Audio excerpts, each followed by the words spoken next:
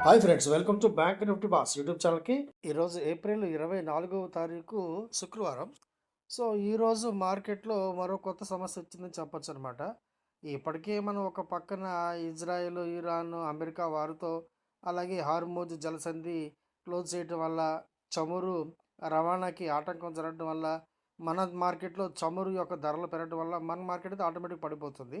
చమురు పెరగడం మన మార్కెట్లకి నెగిటివ్ కాబట్టి ఆటోమేటిక్గా బ్యాంక్స్, ఆటో సెక్టారు ఇలా ఒకదానికొకటి లింక్డ్ అనమాట. ఇది చైన్ రియాక్షను. సో దీని ద్వారా మన మార్కెట్లకి అయితే విపరీతమైన నష్టాలు వస్తున్నాయి. మార్కెట్ ఒక రకంగా ఇరాన్, ఇజ్రాయెల్, అమెరికా ఈ వార్ని ఇప్పుడిప్పుడే డైజెస్ట్ చేసుకోవడానికి సిద్ధపడుతుందన్నమాట. ఎందుకంటే క్రూడ్ ఏదో విధంగా మనం పొందుతున్నాం కాబట్టి క్రూడ్ రవాణాకి చిన్న చిన్న ప్రాబ్లమ్స్ వచ్చినా కూడా మన దేశంలో ఇప్పటివరకు కూడా పెట్రోల్, డీజిల్ ₹1 కూడా పెంచలేదు. అది ఒక గొప్ప విషయం. ప్రపంచ దేశాలన్నీ కూడా కొలాప్స్ అయిపోయినా కూడా మన మార్కెట్‌లో అంత పెద్దగా ఇబ్బందయితే లేదు. చిన్న చిన్న ఇబ్బందులుంటాయి. అది సహజం. అలాగే గ్యాస్‌కి సంబంధించి కూడా మనకి ఇప్పటివరకు ఎటువంటి ఇబ్బందికరమైన పరిస్థితి అయితే రాలేదు. సో, ఇది చల్లారుతుంది. ఈ వార్తని మార్కెట్ డైజెస్ట్ చేసుకుంటుంది అన్న ఈ తరుణంలో మళ్ళీ మనం ప్రెసిడెంట్ ట్రంప్ గారు మొదలెట్టేసాడనమాట. మళ్ళీ మన దేశం మీద వాణిజ్య యుద్ధం అయితే ఆయన స్టార్ట్ చేశారు. ఖాళీగా ఉండరు కదా! ఆయనకి ప్రపంచ దేశాలు ముఖ్యంగా భారత్, చైనా ఖాళీగా ఉండడం, ప్రశాంతంగా ఉండడం ఇష్టం ఉండదు కాబట్టి మళ్ళీ వెంటనే మన దేశం మీద ఆయన వాణిజ్య యుద్ధం ప్రకటించాడు. ఈసారి సోలార్ ప్యానెల్స్ మీద దాదాపు 123% టారిఫ్‌లు పెంచుతున్నట్టు ప్రకటించాడు. ఈ దెబ్బకి మార్కెట్ ఈరోజు కొలాప్స్ అయిపోయింది. ఈరోజు మార్కెట్ ప్రధానంగా సెన్సెక్స్‌లోని బ్లూ చిప్ స్టాక్స్ అన్నీ కూడా పడడానికి ప్రధానమైన కారణం మళ్ళీ మొదలైన ఈ వాణిజ్య యుద్ధం మాత్రమే. హార్మోజ్ జలసంధిని పూర్తిగా మేము దిగ్బంధనం చేశాము. దిగ్బంధనం చేశాము. దాని ద్వారా ఒక్క చిన్న చేప పిల్ల కూడా బయటికి రావట్లేదు. ఇరాన్ నుంచి ఏమాత్రం చమురు బోట్లు కూడా రావట్లేదు. ఇక చచ్చినట్టు మాతో పాటు ఒప్పందానికి రావాల్సిందే అని చెప్పి ప్రెసిడెంట్ ట్రంప్ గారు ఒక పక్కన మనకి స్టేట్మెంట్లు ఇస్తుంటారు. కానీ ఈ హార్మోజ్ జలసంధిలో నిజం చెప్పాలంటే ఇరాన్ బోట్ల దండనమాట. చీమల దండులాగా తిరుగుతున్నవి. వాటిని ఏమీ చేయలేకపోతున్నారు. అమెరికన్ నేవీ ఏమీ చేయలేకపోతున్నారు. అందుకనే కదా అమెరికన్ నేవీ చీఫ్‌ని ఈ మధ్య ఆయన తీసేశారు. పోస్టింగ్ చేశారు ఒకతన్ని. సో, ఇటువంటి ఎన్ని స్టేట్మెంట్ ఇచ్చినా కూడా నిజానికి అక్కడ హార్మోజ్ జలసంధిలో ఇరాన్ యొక్క ఆధిపత్యం పూర్తిగా కొనసాగుతుంది.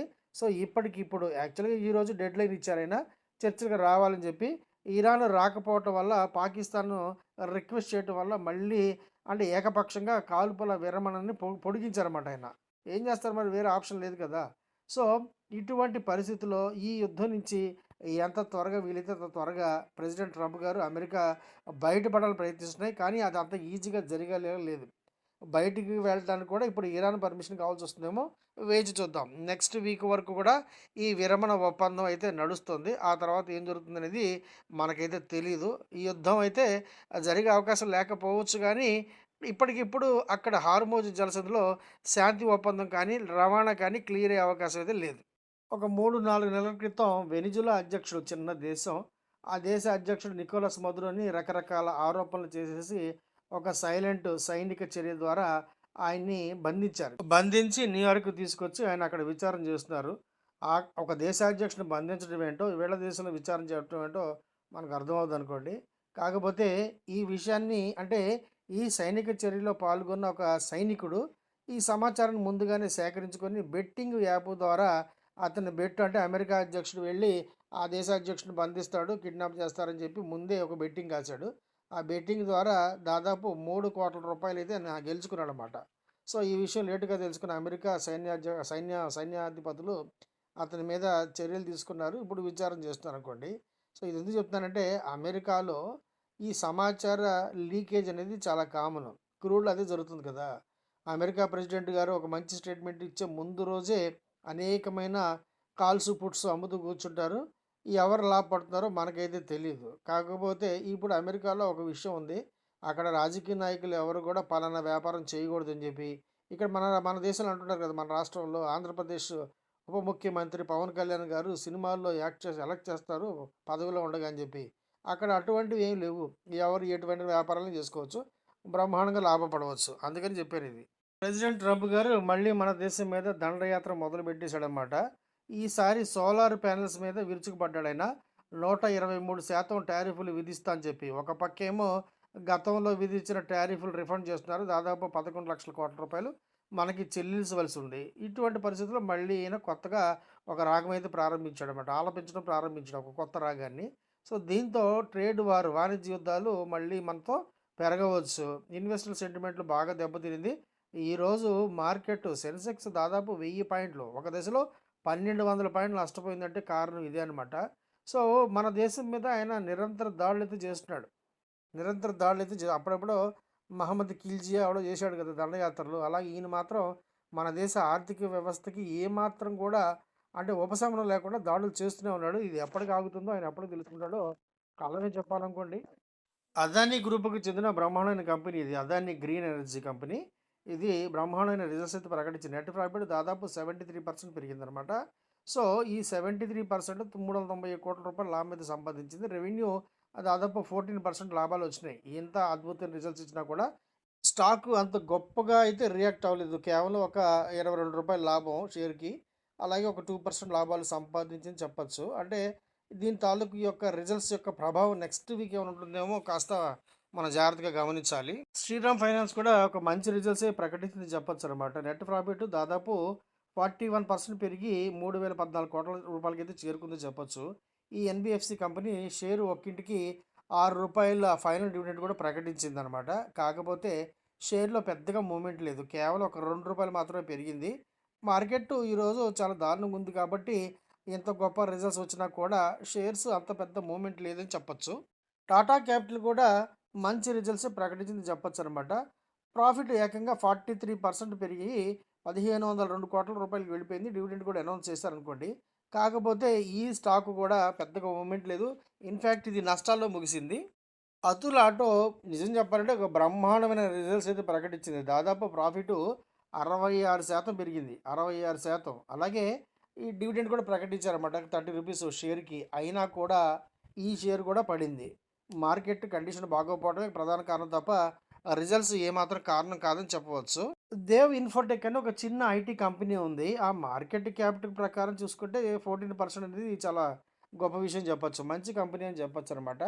ఇది 14% మంచి లాభాలొచ్చినా కూడా ఈ వీక్ మార్కెట్‌లో మాత్రం ఎటువంటి లాభాలు కూడా సంపాదించలేకపోయింది. ఈ స్టాక్ కూడా ఈ షేర్ కూడా నష్టాల్లోనే ముగిసింది. హిందుస్థాన్ జింక్ కూడా ఒక అద్భుతమైన రిజల్ట్స్ అయితే ప్రకటించింది ఫ్రెండ్స్. సూపర్ అని చెప్పొచ్చు. 68% నెట్ ప్రాఫిట్ అయితే పెరిగి రూ. 4,997,00,00,000 బ్రహ్మాండంగా పెరిగింది. అనిల్ అగర్వాల్ గారు ఆయన డివిడెండ్ కింగ్ అనమాట. ఎప్పుడంటే అప్పుడు డివిడెండ్‌లు ఇస్తూనే ఉంటాడనమాట. సో, ఈసారి కూడా ఇంటీరియం డివిడెండ్ రూ. 11 క్రియేట్ చేశారంటే ఆలోచించండి. ఫైనల్ డివిడెండ్ ఎంత ఇస్తారు మరి? అద్భుతమైన స్టాక్ అని చెప్పడంలో ఎటువంటి సందేహం లేదు. ఈరోజు ఐటీ స్టాక్స్ అన్నీ కూడా దారుణంగా దెబ్బతిన్నాయి అనుకోండి. కాకపోతే ఎల్ఎన్‌టీ మైంట్రీ ఉంది కదా! ఇది ఏకంగా 6%కి మించి నష్టాలు పాలైంది. ఎందుకంటే ఈ Q4 రిజల్ట్స్ మార్కెట్‌కి అంతగా రుచించలేదని చెప్పొచ్చు.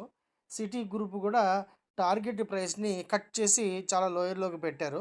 సో, ఐటీ స్టాక్స్‌లో ఇదొకటే కాదు ఈరోజు దాదాపు అన్ని స్టాక్స్ పడ్డాయి. నిజానికి ఎల్ఎన్‌టీ మైంట్రీలో యాక్చువల్ చెప్పాలంటే నెట్ ప్రాఫిట్ 23% పెరిగింది. కానీ అది మార్కెట్ ప్రిడిక్ట్ చేసిన లెవెల్‌కైతే రాలేదు. అందువల్ల మార్కెట్‌లో షేర్ ప్రైస్ అయితే పడింది. కాకపోతే కంపెనీ డివిడెండ్ కూడా డిక్లేర్ చేశారు. బోర్డ్ ఆఫ్ మీటింగు ఫైనలైజేషన్ తర్వాత ఆ డివిడెండ్ తాలూకు యొక్క ఇన్ఫర్మేషన్ వచ్చే అవకాశం ఉంది మనకి. ఇన్ఫోసిస్ రిజల్ట్స్ కూడా వచ్చినాయి. కాకపోతే మార్కెట్‌ని పెద్దగా ఆకర్షించలేదు. ఎందుకంటే రెవెన్యూ కేవలం 2% మాత్రమే వచ్చింది. రెవెన్యూ 2% మాత్రమే కాదు. ఫ్యూచర్ గైడెన్స్ కూడా చాలా దారుణంగా చెప్పారనమాట. నెక్స్ట్ రిజల్ట్స్ 1.5% కేవలం వస్తుందని చెప్పారు. ఇది మార్కెట్ సెంటిమెంట్‌ని బాగా దెబ్బతీసిందని చెప్పొచ్చు. అందువల్ల గత రాత్రి అమెరికన్ మార్కెట్‌లో ఇన్ఫోసిస్ ఏడీఆర్ దాదాపు 7% మించి 7%కి మించి పడింది. మన మార్కెట్‌లో కూడా ఈరోజు దాదాపు 4% అయితే పడింది. సో, ఈ సెంటిమెంట్ మొత్తం ఐటీ సెగ్మెంట్‌ని దెబ్బతీసిందని చెప్పొచ్చనమాట. ఒక పక్క ఇరాను, అమెరికా యుద్ధం, ఆ వార్తలు, హార్మోజు జలసంధి క్లోజు, అలాగే కొత్తగా మన మీద పడిన టారిఫ్‌లో యుద్ధం, ఆ బరువొకటి. అందువల్ల మార్కెట్ ఈరోజు బెంబేలెత్తిపోయిందని చెప్పొచ్చనమాట. సెన్సెక్స్ ఒక దశలో దాదాపు 1,200 పాయింట్ల నష్టానికి వెళ్ళిపోయింది. చివర్లో ఒక 1000 పాయింట్ల నష్టంతో 76,664 వద్ద క్లోజ్ అయింది. అలాగే బ్యాంక్ ఎక్స్ 280 పాయింట్ల నష్టంతో 63,188 వద్ద. నిఫ్టీ దగ్గర దగ్గర 300 పాయింట్లు. ఒక దశలో 300 పాయింట్లు కూడా దాటింది. చివరికి 275 పాయింట్ల నష్టంతో 23,897 వద్ద. అలాగే బ్యాంక్ నిఫ్టీ కూడా 215 పాయింట్ల నష్టంతో 56,089 వద్ద మొత్తం టోటల్ మార్కెట్ లాసెస్ నష్టాలతో ముగిసాయని చెప్పొచ్చు. మార్కెట్ నెక్స్ట్ వీక్ ఎలా ఉండబోతుందనేది ఈ ఇరాన్, ఇజ్రాయెల్, హార్మోజ్ జలసంధి అలాగే ఈ కొత్తగా పడిన మన మీద పడిన ఈ టారిఫ్‌ని మన దేశం ఎలా ఎదుర్కొంటుంది? ఈ విషయాల మీదే మార్కెట్ అయితే ఉండబోతుందనమాట. సో, మార్కెట్ మాత్రం ఏమాత్రం ఆశాజనకంగా లేదు. ఇదైతే వాస్తవం.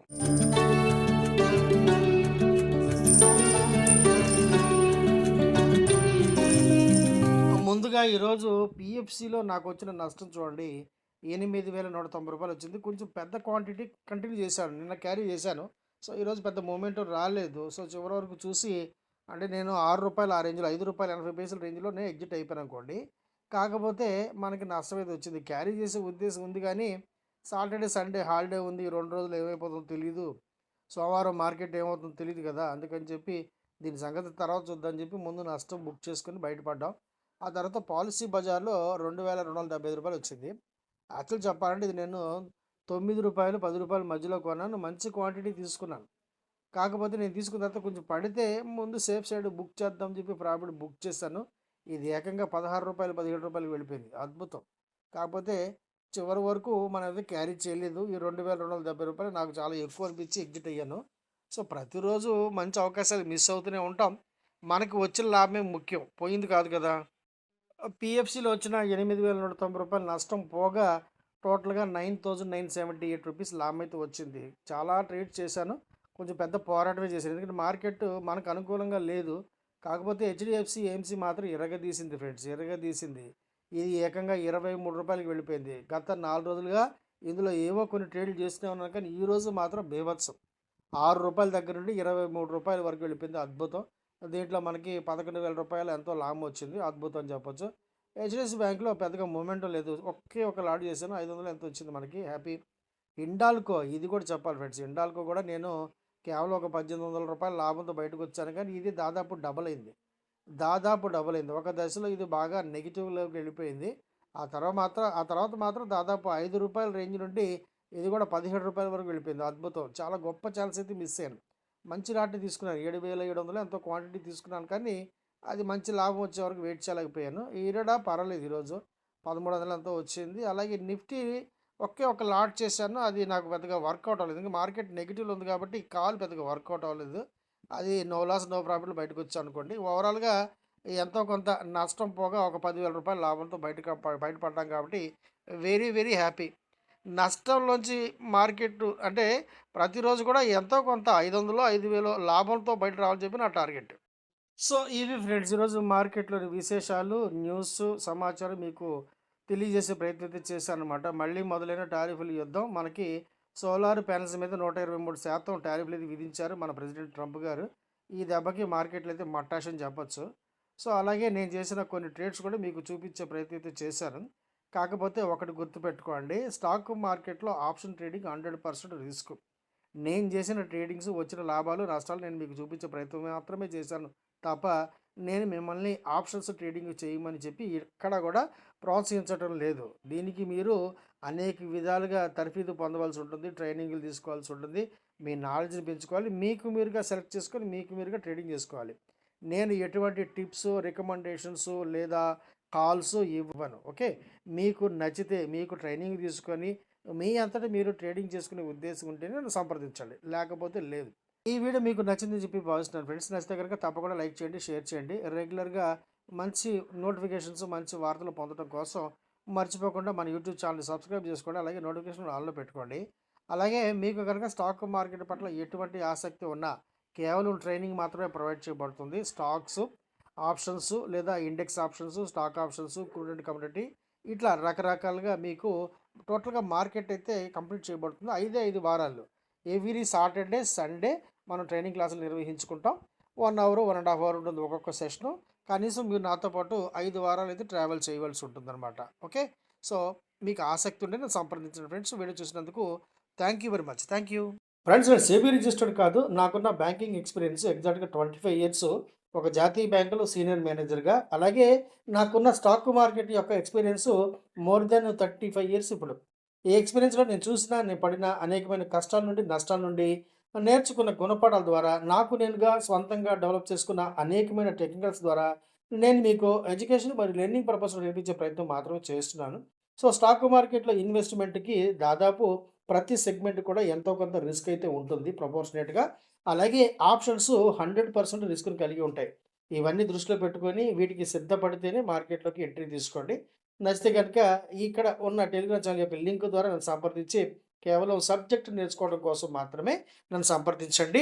ఎటువంటి కాల్స్, రికమెండేషన్స్ అయితే ఇవ్వబడవు. కేవలం సబ్జెక్ట్ నేర్చుకోవడం కోసం మాత్రమే నన్ను సంప్రదించి ఈ వీడియో లింకు ద్వారా వివరాలు పొందండి. వీడియో చూసినందుకు once again thank you very much. Thank you.